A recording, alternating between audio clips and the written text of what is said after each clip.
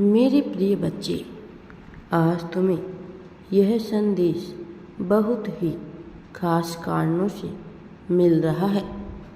वास्तव में यह संदेश केवल और केवल उस पुण्य आत्मा को ही मिलना था जो हृदय से तो बहुत साफ है, जो सदैव लोगों का भला सोचते हैं, किंतु बाद में उसका भला सोचने वाला कोई ऐसा नहीं जो उसके प्रति पूरी तरह से समर्पित हो।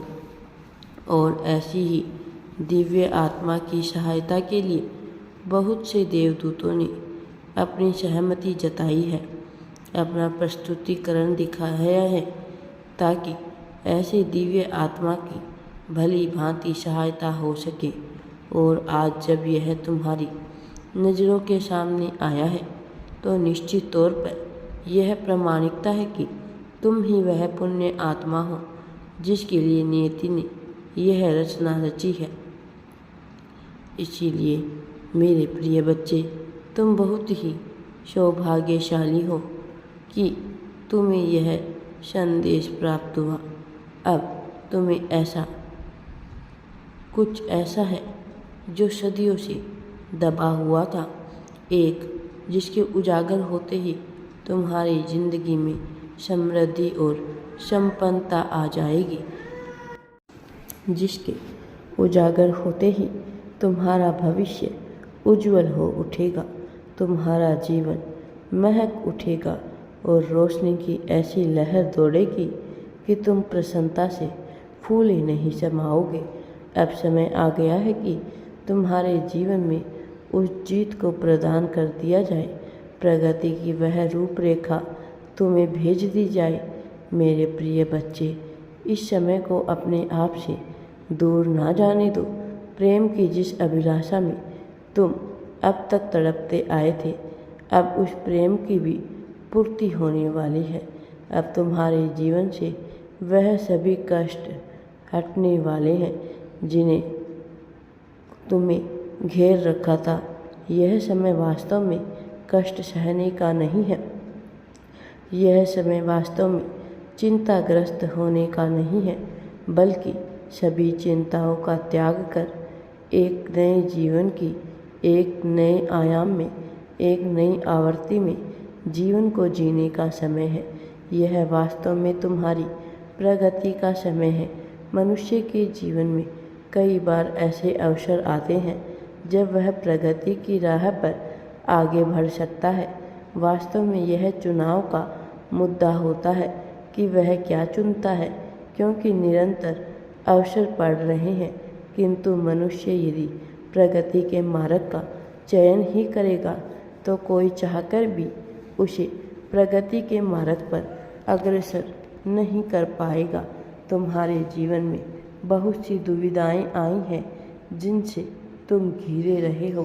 उदासी के काले बादल तुम्हें घेर रखे थे, एक बवंडर जिसमें तुम फंसते चले आए थे।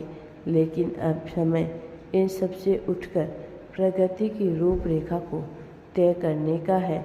अब समय इन सब से ऊपर उठकर प्रेम को अपनाने का है, वह प्रेम जिससे अब तक तुम वंचित थे। तुम्हारे जीवन में तुम्हें यह बहुत पहले ही हासिल हो जानी चाहिए थी, किंतु किन्हीं कारणों से वह तुम्हें प्राप्त नहीं हो पा रही थी।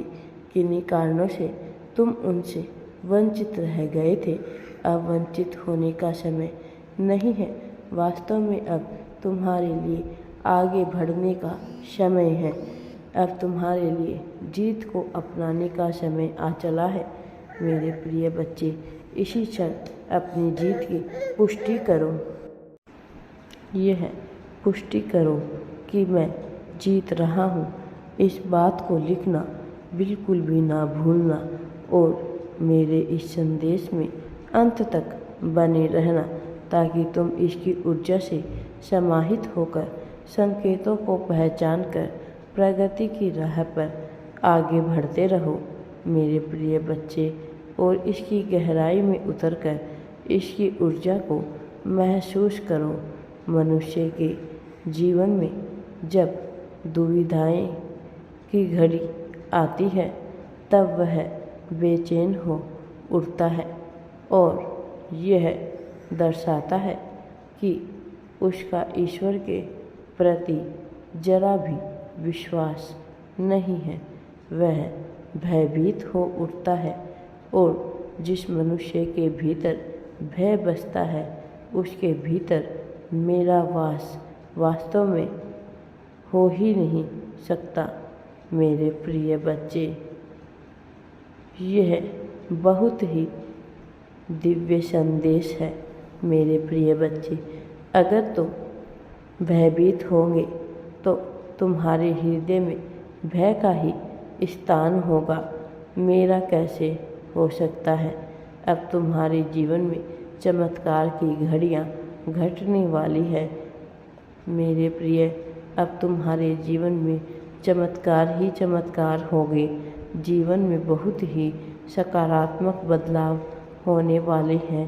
तुम्हारे कुछ ऐसा घटने वाला है जो तुम्हारी सोच से, तुम्हारी कल्पना से अत्यंत ही परे है। प्रकृति के वातावरण का लाभ लेते हुए अब तुम अपने जीवन को बेहतर दिशा में लेकर जाने वाले हो।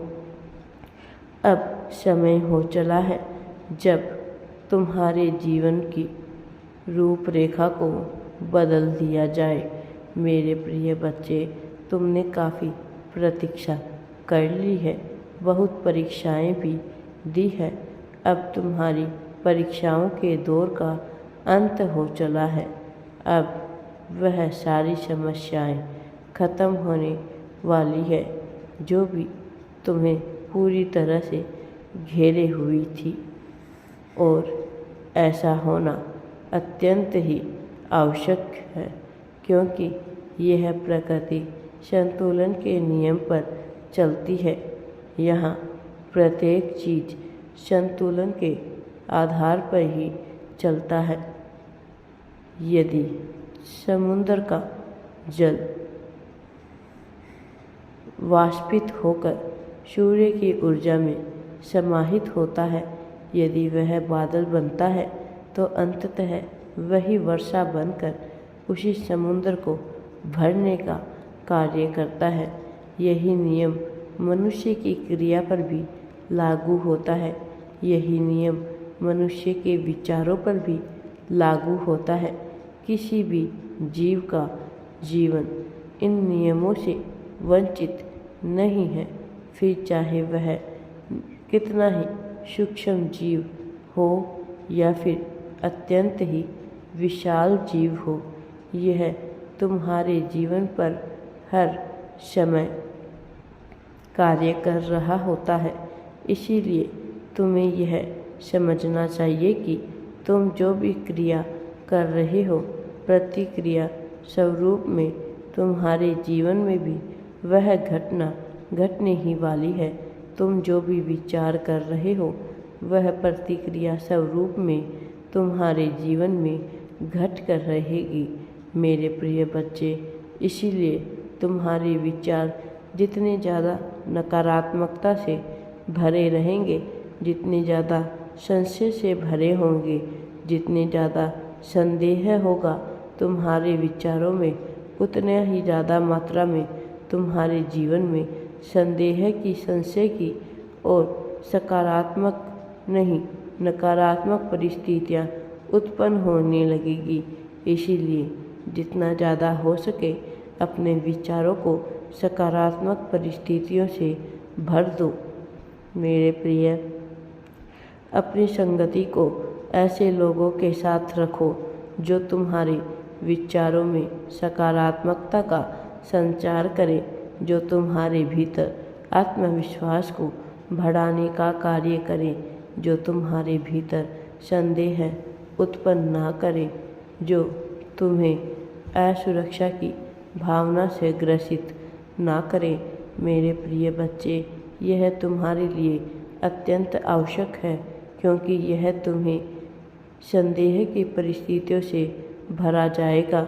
यदि तुम ऐसे लोगों के साथ रहोगे जो तुम्हारे मित्र हो या तुम्हारे मित्र ना हो, जो तुम्हारे कार्य क्षेत्र के हो या फिर तुम्हारे साथ के हो, लेकिन यदि वह सब तुम्हारे भीतर असुरक्षा की भावना उत्पन्न करते हैं तो तुम में किसी भी प्रकार की कमी को वह उजागर कर सकते हैं। मेरे प्रिय बच्चे, इसीलिए तुम्हें चिंता को छोड़कर मेरा हाथ पकड़ लेना है मेरे प्रिय बच्चे, क्योंकि यह भी प्रतिक्रिया स्वरूप में ही होगा। मेरे प्रिय बच्चे, मुझे तुम्हें हर हाल में अपनी संगति का वास्तविक चुनाव करना होगा और उन मनुष्यों को, उन परिस्थितियों को त्यागना होगा जो तुम्हारे जीवन में किसी भी प्रकार की तुम्हारे अंदर नकारात्मकता को भरने का कार्य कर रहे हैं, अथवा तुम चाहकर भी अपने जीवन में बदलाव नहीं कर पाओगे। अन्यथा कोई देवदूत चाहकर भी तुम्हारे जीवन में बदलाव नहीं कर पाएगा मेरे प्रिय बच्चे।